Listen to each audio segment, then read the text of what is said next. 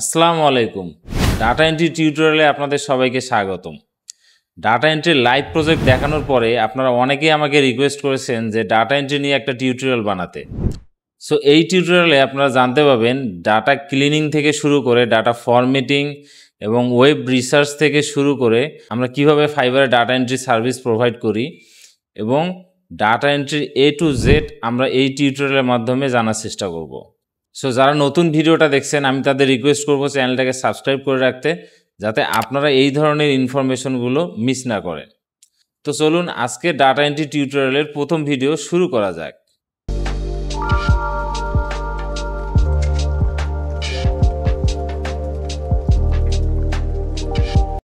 So আজকের ভিডিওতে আমরা জানবো যে ডাটা এন্ট্রি কী এবং ডাটা এন্ট্রির ডিমান্ড আসলে মার্কেট প্লেসে কীরকম এবং ডাটা এন্ট্রি শেখার জন্য কোন কোন টুলসগুলো আমরা ইউজ করতে পারি সেই সকল বিষয় সম্পর্কে আজকের প্রথম লিসনে আমরা জানার ট্রাই করব।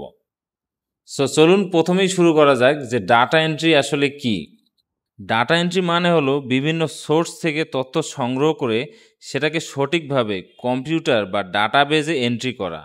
সো সহজ কথায় ডাটাকে আমরা বিভিন্ন সোর্স থেকে কপি করব, সেটাকে সাজাবো এবং ফরম্যাটিং করব, দেন আমরা ক্লায়েন্টের জন্য ব্যবহার উপযোগী করে তুলব।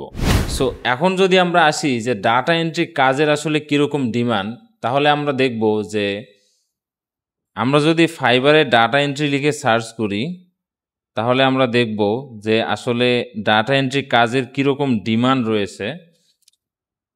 সো প্রায় 47,000 গিগ রয়েছে ডাটা এন্ট্রির উপর।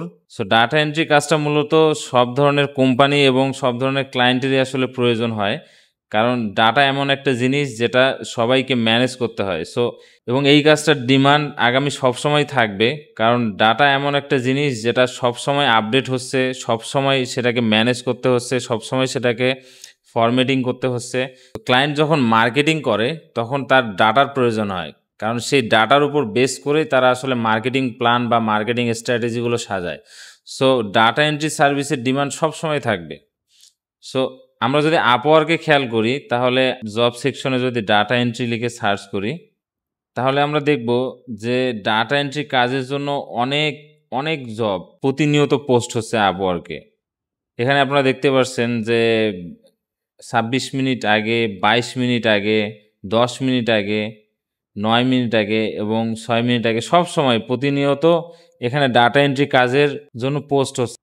সো আপনারা যদি দেখেন যে এখানে কি পরিমাণ ডাটা এন্ট্রি প্রজেক্ট অ্যাভেলেবেল রয়েছে, সো এখান থেকে আপনারা বুঝতে পারছেন যে আসলে ডাটা এন্ট্রি কাজের ডিমান্ডটা কত হাই।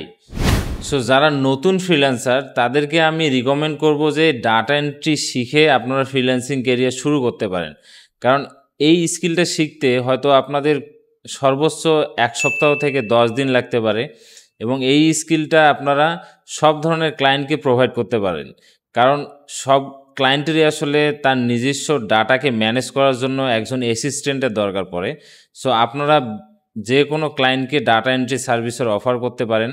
প্লাস এই স্কিলটা শেখা অনেক বেশি সহজ এবং হাই ডিমান্ড একটা স্কিল। সো আমি রিকমেন্ড করব যারা নতুন ফ্রিল্যান্সার শিখছেন তারা এই ডাটা এন্ট্রি সার্ভিসটাকে চুজ করতে পারেন আপনার কাজের জন্য। আমি গত ভিডিওতেও দেখাই যে কিভাবে আমরা ডাটা এন্ট্রি একটি গিগ তৈরি করতে পারি প্রফেশনাল মানের।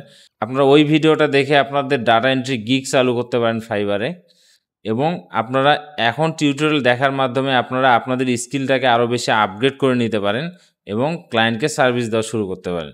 সো অনেক ইজি, ফ্রিল্যান্সিং শেখা আসলে অনেক ইজি। যারা এটাকে অনেক হার্ডভাবে দেখায় বা প্রেজেন্ট করে, আমি বলবো যে তারা আসলে চায় না যে এই বিজনেস সেক্টরে বা এই সেক্টরে নতুন ফ্রিল্যান্সার আসুক। সো আমি ট্রাই করব আমার চ্যানেলের মাধ্যমে ফ্রিল্যান্সিংয়ের সকল হাইড বিষয়গুলোকে যাতে মানুষের কাছে সঠিক জিনিস, সঠিক ইনফরমেশন যাতে পায়, সেটা আমি ট্রাই করব। আপনাদের সহযোগিতা আমার জন্য সবচেয়ে বেশি অনুপ্রেরণা দিবে। সো এখন আমরা জানবো যে ডাটা এন্ট্রি শেখার জন্য আমাদের আসলে কোন কোন টুলসগুলো প্রয়োজন। সবচেয়ে বেসিক যে টুলসটা আমাদের জন্য কাজে লাগবে সেটা হচ্ছে এক্সেল। যারা আপনারা মোবাইলে কাজ করতে চান তারা এক্সেল অ্যাপটা ডাউনলোড করে নিতে পারেন, এবং যারা আমরা পিসিতে কাজ করি শিটের মাধ্যমেও আপনারা কাজটা করতে পারবেন। সো গুগল শিট আপনারা এখান থেকে খুব সহজেই ওপেন করতে পারেন এবং গুগল শিটে আমরা খুব সহজেই বিভিন্ন ফর্মুলা ইউজ করে আমরা এখানে ডাটাকে ম্যানেজ করতে পারি, ডাটাকে আমরা এখানে ব্যবহারযোগ্যভাবে সাজাতে পারি। সো পরবর্তী ভিডিওগুলোতে আমি দেখাবো যে আমরা কিভাবে আসলে ওয়েব রিসার্চ করে করে আমরা ডাটাকে ফাইন্ড করে ম্যানুয়ালি কপি করে সেটাকে আমরা এক্সেল শিটের মাধ্যমে বসাই এবং সেটাকে আস্তে আস্তে আমরা ক্লায়েন্টের জন্য ব্যবহার উপযোগী করি। সো আমি রিকমেন্ড করব আপনারা যারা এখনও চ্যানেলটাকে সাবস্ক্রাইব করেনি তারা প্লিজ সাবস্ক্রাইব করে রাখুন, যাতে পরবর্তী ভিডিওগুলো আপনারা মিস না করেন। সো দেখা হবে নেক্সট ভিডিওতে।